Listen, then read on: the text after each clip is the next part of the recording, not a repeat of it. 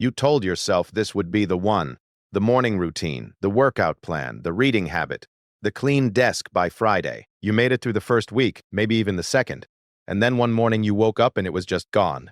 Not because you decided to quit, not because you stopped caring. It disappeared so quietly you didn't even notice until days later when you realized you hadn't done it in a week. This isn't about willpower.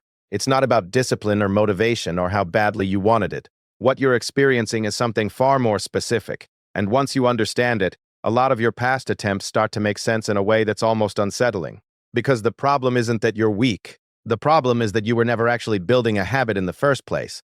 Most people think a habit is something you do repeatedly until it sticks. You do it every day for 2 weeks, maybe 3, and eventually it becomes automatic. That's the story we tell ourselves. That's what every app and challenge and guide seems to promise. But research into habit formation tells a very different story. A habit isn't just repetition. It's a behavior that gets triggered automatically by a specific context without you having to think about it. It's what happens when your brain links a cue in your environment to an action so tightly that the action starts before you've made a conscious decision. And that process takes far longer than 2 weeks. For most behaviors, we're talking months, sometimes closer to a year. The famous claim that habits take 21 days came from a plastic surgeon in the 1960s who noticed his patients took about 3 weeks to get used to their new appearance. Somehow that observation became a rule about all behavior change. It spread because it sounded achievable. It gave people hope. But when researchers actually studied how long it takes for behaviors to become automatic, they found massive variation. Simple actions like drinking water after breakfast might become habitual relatively quickly. Complex behaviors like going to the gym after work can take 6 months or more, and some people never reach full automaticity at all. So when your new routine falls apart after 2 weeks, it's not because you failed. It's because 2 weeks was never enough time for your brain to rewire itself. You were still in the phase where every single repetition required conscious effort and decision-making. And conscious effort is expensive. It runs on a limited resource. Think about what your day actually looks like. You wake up and immediately start making decisions. What to wear, when to leave, what to eat, which emails to answer first, whether to take that call, how to respond to that message. By the time you get to the behavior you're trying to build, you've already spent hours managing your own attention. And if that behavior requires you to override an existing routine or resist an easy alternative, the cost gets even higher. You're not just doing something new. You're actively stopping yourself from doing the old thing that your brain already knows how to do without thinking. This is why the habit disappears on a normal Tuesday, not during a crisis, not when something dramatic happens. It disappears on the kind of day where you had 3 meetings back to back, skipped lunch, got a message that annoyed you, and then sat down at your desk and just didn't have the mental bandwidth left to do the thing that still requires effort. Your brain took the path that was already wired, the one that didn't cost anything. And here's the part that makes this especially difficult to notice. The first few days of building a new behavior often feel easier than the second week. Because in the beginning, you're running on motivation, you're excited, you've made a decision, and you're committed.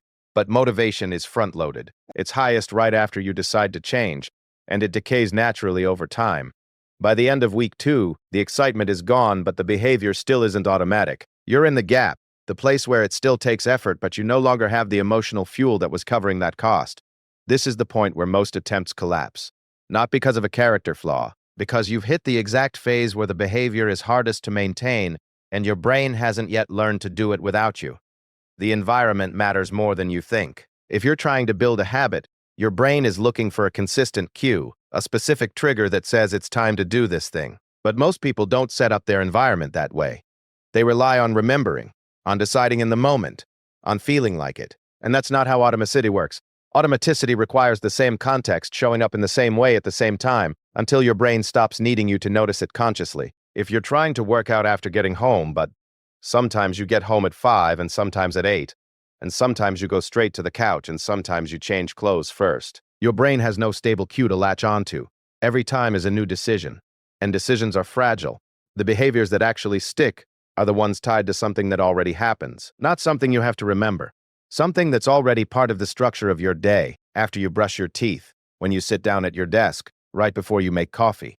But even that doesn't guarantee success, because there's another layer most people don't think about.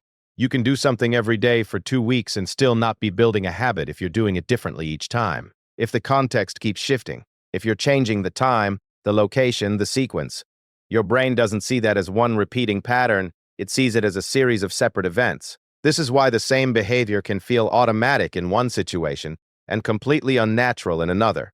You might have no problem going to the gym at 6 in the morning on weekdays when your routine is locked in. But on Saturday, when you sleep late and the morning looks different, the behavior doesn't trigger, because it was never really about going to the gym. It was about a specific version of the morning that included the gym, and when that version of the morning stops happening, the behavior stops with it. There's something uncomfortable about realizing how little control you actually have in these moments. You think you're making a choice, but what you're really doing is following the strongest cue in your environment. And if that cue points toward the old behavior, the easy behavior, the one that's already wired, that's where you'll go.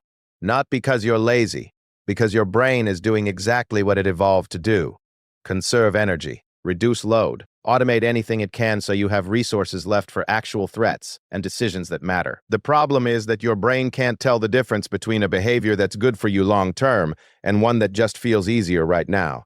It doesn't run on goals. It runs on patterns. So when you're 2 weeks into a new routine and it disappears, your brain isn't betraying you. It's just not done learning yet. And you stopped feeding it the repetition it needed in the exact moment when that repetition mattered most. This doesn't mean you're doomed. It doesn't mean habit formation is impossible. It just means the timeline you were operating on was wrong. And the strategy you were using, trying to remember, trying to stay motivated, trying to push through, was working against the way your brain actually builds automatic behavior. The behaviors that last aren't the ones you force. They're the ones that get woven into a context so consistent that your brain stops treating them as optional. But that takes time. Real time. Longer than 2 weeks. Longer than a month. Long enough that most people give up before they reach the point where it would have started to feel easy. And maybe that's the quietest realization of all.